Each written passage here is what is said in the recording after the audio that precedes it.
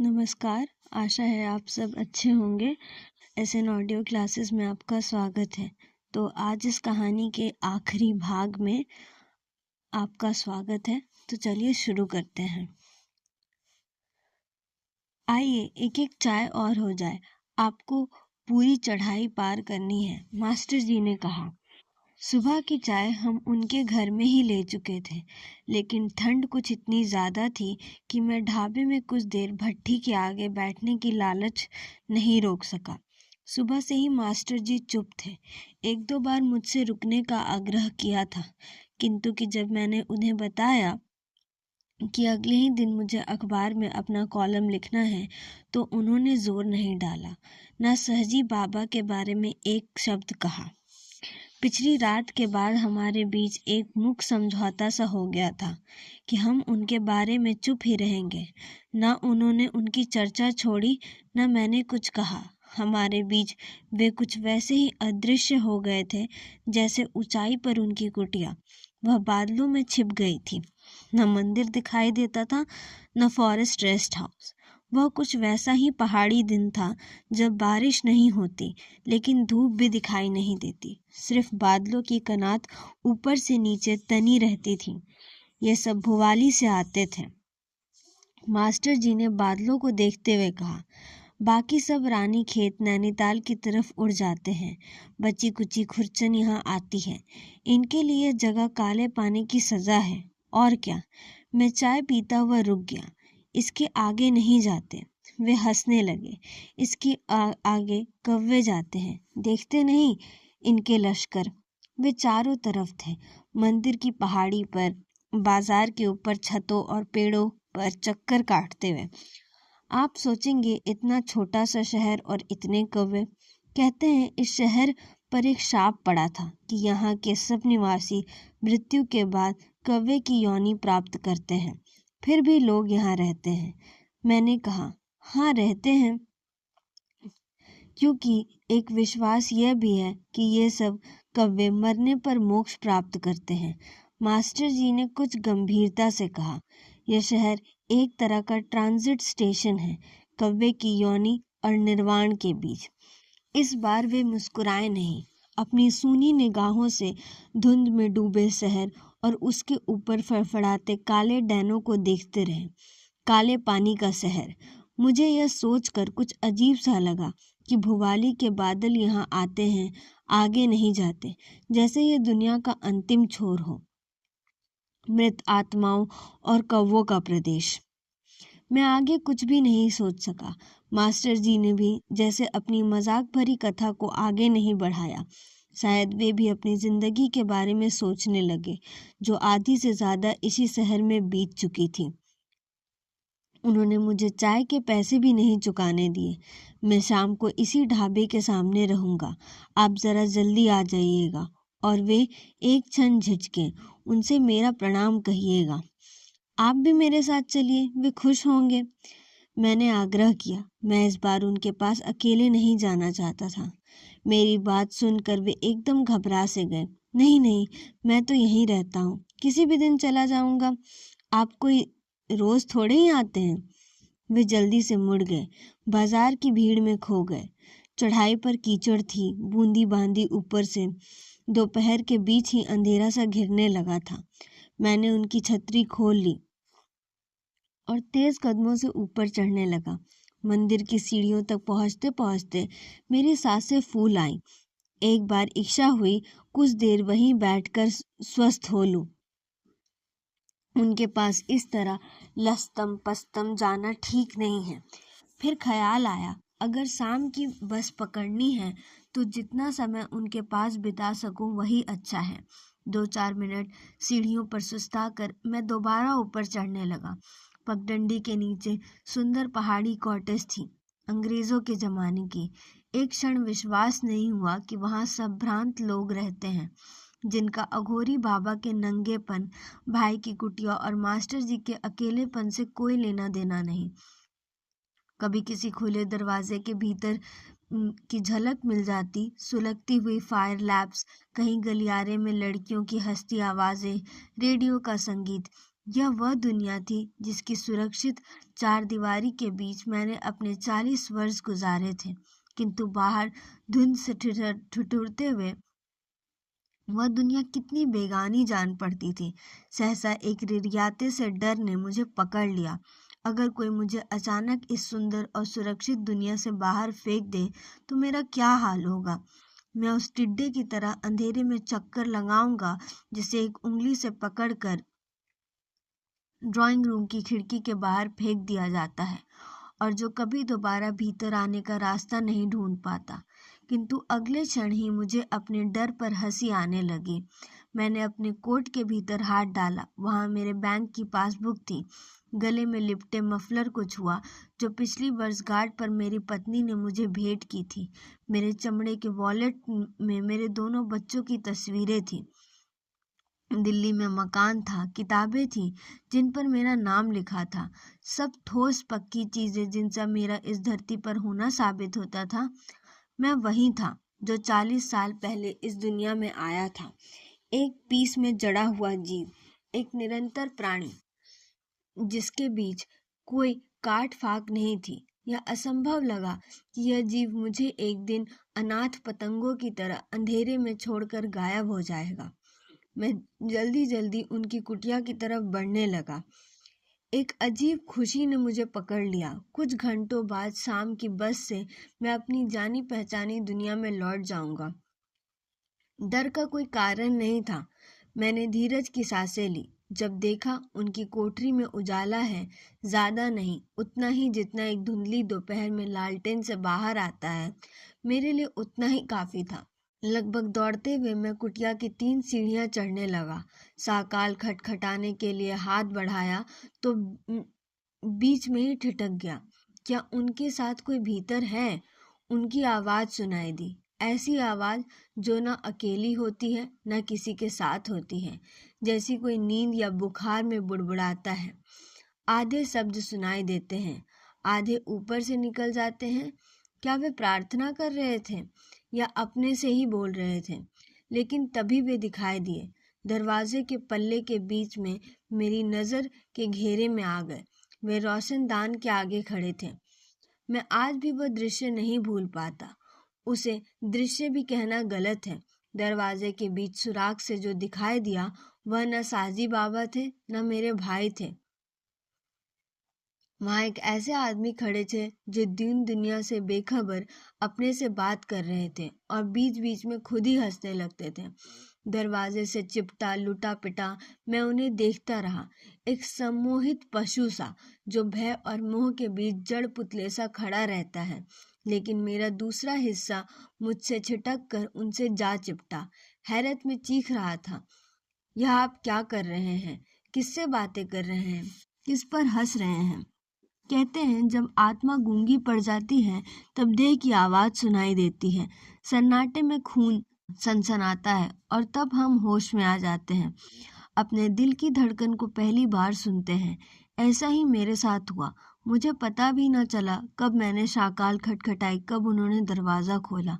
मुझे अपने कंधे पर उनका हाथ और उनके शब्द एक साथ सुनाई दिए, कहाँ रहे? मैं सुबह से तुम्हारा इंतजार में बैठा था। उनका स्वर इतना सहज और शांत था कि अनायास मैंने ऊपर देखा। वे मुस्कुरा रहे थे। क्या यह वही आदमी थे जो कुछ मिनट पहले अकेले में हंस रहे थे? आप, मैंने कहा। फिर मैंने अपना वाक्य अधूरा छोड़ दिया। किसी ने मेरे भीतर की साकाल लगा दी थी। मैंने अपने विगत जीवन में आंखें मूंद कर इतने दरवाजे बंद किए हैं, एक यह भी सही। आपका हाथ बहुत गर्म है, मैंने कहा। तबीयत ठीक है? उन्होंने धीरे से अपना हाथ मेरे कंधे से अलग कर दिया, फिर ऐसे कहा जैसी मेरी बात को सुना भी ना हो, बाहर सर्दी है, भीतर चले आओ। मैंने उनकी छतरी कोने में रख दी, जूते उतार दिए। भीतर उतनी ही सर्दी थी जितनी बाहर। नंगे कमरे में लालटेन की रोशनी और भी अधिक ठंडी और मैली जान पड़ती थी। इतनी देर कहाँ रहे? उन्होंने पूछा। मास्टर जी के साथ बाजार आया था, बस में सीट बुक करवानी थी। वे चुप रहे। लालटेन के दायरे में उनका सफेद चेहरा, सिलेटी दाढ़ी और घनी काली भौरें एक निष्प्रभ आकार में सिमट गई थी। एक तपता चेहरा जो न सौम्य था न कठोर, सिर्फ निर्विकार सा मुझे ताक रहा था। आज सुबह टहलता हुआ मैं फॉरेस्ट रेस्ट हाउस गया था। उसके मैनेजर मुझे जानते हैं। वे आसानी से एक कमरा तुम्हारे लिए बुक करवा सकते हैं। उससे क्या होगा? तुम कुछ दिन यहाँ आराम से रह सकते हो। इतनी जल्दी क्या है? उनके स्वर में थोड़ा सा आग्रह था, हल्का सा सूखा स्नेह जो ढुरकता नहीं था, इसलिए उसे झेल पाना और भी दुखद और दुश्वार जान पड़ता है। आपको अच्छा लगेगा, मैंने कहा। वे धीरे से हंस पड़े। तुम सिर्फ मेरे लिए ही रुकना चाहोगे? और यहाँ कौन है? मैं आपसे मिलने आया था। नहीं, मैंने सोचा शायद तुम कुछ दिन यहाँ रुकना चाहो। दिल्ली में तो रहना ही है। आप सचमुच यह चाहते हैं? मैंने कहा। मेरे चाहने की बात नहीं। वे कुछ देर चुप बैठे रहे, फिर धीरे से कहा, अरसे से तुमने छुट्टी नहीं ली। तुम छुट्टी मानकर ही यहाँ रह सकते हो। वे सोचेंगे मैं भी आपके साथ मिल गया हूँ। घर में क्या एक सन्यासी काफी नहीं है? वे मुस्कुराने लगे। क्या वे मुझे सन्यासी समझते हैं? मैं तो यहाँ वैसे ही रहता हूँ जैसे घर में रहता था, सिर्फ जगह बदल जाती है। और आप बिल्कुल नहीं बदले। मैंने कुछ कौतूहल से उन्हें देखा। तुम क्या सोचते हो? उनकी आंखों में एक अजीब शरारती सी चमक तैर रही थी। मैंने कभी नहीं सोचा था कि आपको इस जिंदगी में देखना संभव हो पाएगा। इस जिंदगी में? उन्होंने विस्मय से मुझे देखा। इसके अलावा दूसरी जिंदगी कौन सी है? क्या वे मेरे साथ खिलवाड़ कर रहे हैं? लेकिन उनकी आंखें स्थिर थी और चेहरे पर एक उदास सी निमग्नता घिर आई थी। अगर एक ही जिंदगी है तो फिर जगह बदलने का भी क्या मतलब है? जैसे यहाँ वैसे वैसे वहाँ। मैंने कहा, अंतर है। वहाँ दूसरे के लिए मेरा कोई मतलब नहीं है, और यहाँ यहाँ दूसरे नहीं हैं। वे मुस्कुराने लगे। इसलिए अपने मतलब के बारे में सोचना पड़ता है। क्या यह संभव है, दूसरे को बिल्कुल छोड़ देना? वे कुछ सोचने लगे। दोपहर के मलिन आलोक में उनका सिर चौकी में रुक आया था। सिर्फ बालों की सफेद लटें दिखाई देती थी। कुछ देर पहले जिस चेहरे को हंसते देखा था, वह अब एक अंधेरी बावड़ी पर ठिठक छाया सी दिखाई देता था। नहीं, संभव नहीं है, उन्होंने कहा। तभी तो मैंने तुम्हें चिट्ठी भेजी थी। सन्यासी होने के लिए सिर्फ छोड़ना ही काफी नहीं है। वे दीवार पर पीठ लगाए थोड़ा सा झुक आए थे। आंखें मूंदी थी। दरवाजे का पल्ला धीरे धीरे हिल रहा था। हवा उठती थी और बाहर की धूल और पत्तियां भीतर ले आती थी। उन्होंने अचानक आंखें खोल दी। कोई आया था? उन्होंने कुछ हैरत से मुझे देखा। नहीं, मैंने कहा, लेकिन तभी बाहर पैरों की आहट सुनाई दी। कुछ लोग सीढ़ियों से नीचे खड़े थे। जरा देखो तो कौन है? उन्होंने मेरी ओर देखा। मैं उठकर देहरी के पास आया। दरवाजा पूरी तरह खोल दिया। नीचे 3-4 संभ्रांत से दिखने वाले व्यक्ति खड़े थे। साथ में 2 महिलाएं भी थी। मुझे देखकर एक सज्जन आगे बढ़े। क्या बाबा भीतर हैं? मैं कुछ कह पाता कि मुझे अपने पीछे उनकी आवाज सुनाई दी। आप बाहर बैठिए, मैं आता हूँ। उनका स्वर सुनते ही सबके हाथ जुड़ गए। मैं अलग हट गया। वह नीचे सीढ़ियों पर आए तो हर व्यक्ति आगे बढ़कर उनके पैर छू लेता था। सबसे बाद में मैं एक बहुत कम उम्र की महिला आई। काली शॉल में लिपटी हुई एक क्षण बाबा को देखा और फिर बहुत देर तक उनके पैरों के पास सिर टिकाकर बैठी रही। वे निश्चल खड़े थे। न एक शब्द कहा, न हाथ उठाकर कोई आशीर्वाद दिया। कुछ देर बाद वे मेरी तरफ मुड़े। तुम बैठो, मैं अभी आता हूँ। उनके चेहरे पर अजीब सा संकोच था। मैं निढाल सा खड़ा रहा। क्या इन लोगों के सामने उन्हें मुझसे शर्म सी आ रही थी? मैं भीतर आया और लालटेन की बत्ती धीमी कर दी। सिर्फ इतनी रोशनी रहने दी कि बाहर का हल्का उजाला भीतर आता रहे। वे कुटिया के बाहर बांज के नीचे एक सफेद चबूतरे पर बैठे थे। कभी उनमें से किसी की आवाज भीतर आ जाती तो अलग अलग टुकड़ों में बाबा से कुछ कहती हुई, लेकिन उनका स्वर एक बार भी सुनाई नहीं दिया। और तब मुझे अपने प्रश्न पर भी शर्म आने लगी जो मैंने उनसे पूछा था। दूसरे लोग, उन्होंने हमें छोड़ दिया था, लेकिन ये लोग, उन्हें इनसे क्या मिलता होगा जो यहाँ आते हैं? कुछ जरूर होगा जिसके बारे में मुझे कभी नहीं मालूम। क्या मैं अपने भाई के रूप में एक अजनबी से मिल रहा था? उनसे वह सब पूछ रहा था जिसका इस जगह कोई मतलब नहीं था। और तब मुझे बरसों पहले की घटना याद हो आई, जब मैं उन्हें ढूंढने अस्पताल की मुर्दा घर में गया था। मुझे लगा चबूतरे के आगे जो लोग उनके दर्शन करने आए हैं, मैं भी उन्हीं की लाइन में खड़ा हूँ। किंतु वह कोई दूसरी जगह थी, दूसरा समय।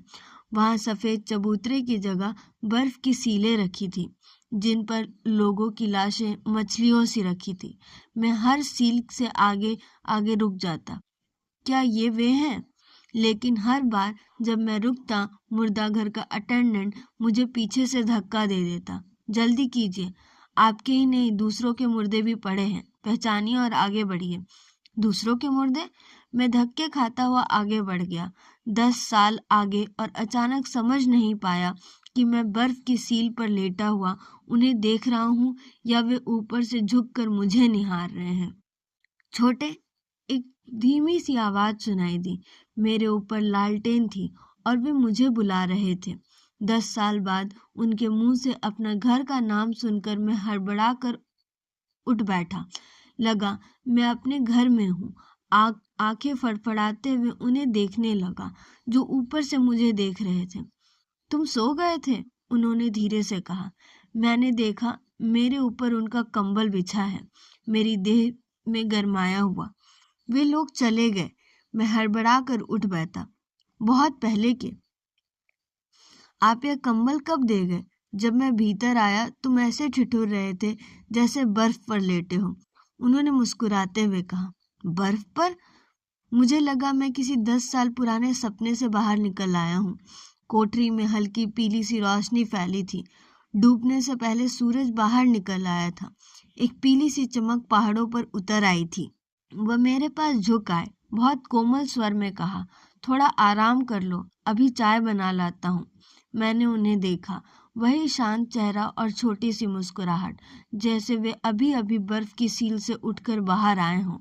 बाहर उजाले में, जहाँ उनकी दुनिया मेरे अतीत से मिल गई थी। शाम की उस घड़ी में मेरा उन्हें देखना और उनका चुप रहना एक तरह की तैयारी थी, जहाँ पिछले वर्षों का गूंगा रेगिस्तान एक क्षण में नाप लिया जाता है। शायद इसलिए उन्होंने बुलाया था।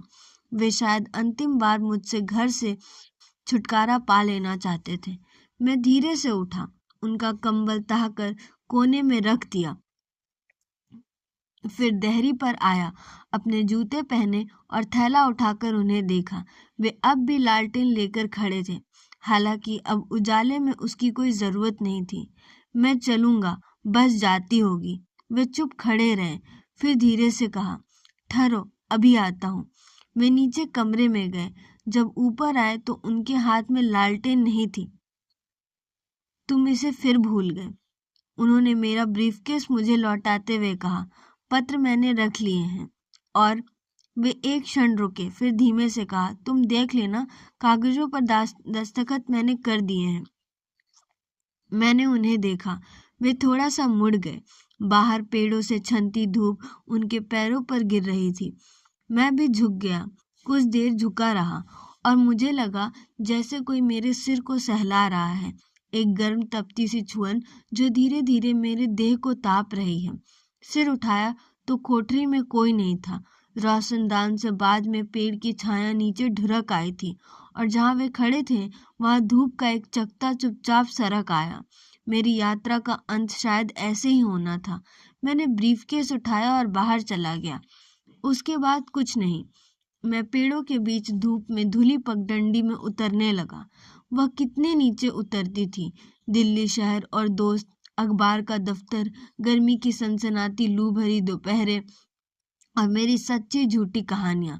मैं धीरे धीरे उस ऊंचाई को भूल गया जहां उनसे, मास्टर जी से, अघोरी बाबा से मिला था। वे दोनों ही मुझे बस अड्डे पर छोड़ने आए थे। उनके चेहरे के साथ धुंधले पड़ गए हैं, लेकिन कभी कभी अकेले क्षणों में सहसा मास्टर जी का प्रश्न उमग आता है। बस की खिड़की से सटकर उन्होंने असीम जिज्ञासा से पूछा था, आप जो मनोकामना लेकर उनके पास गए थे, क्या वो पूरी हो गई? इससे पहले मैं कोई उत्तर सोच पाता, बस चल पड़ी। मास्टर जी कुछ दूर बस के साथ साथ भागते हुए, लेकिन अघोरी बाबा मुझसे उदासीन ऊपर देख रहे थे। पेड़ों के ऊपर हवा में फड़फड़ाता एक काला बवंडर उठ रहा था। हजारों कौवे जंगल पर चक्कर काटते हुए मंदिर की तरफ उड़ रहे थे। तो यह था इस कहानी का तीसरा और अंतिम भाग। आशा है आप सबको पसंद आया होगा। हम जल्द ही लौटेंगे दूसरी कहानी के साथ। तब तक के लिए धन्यवाद।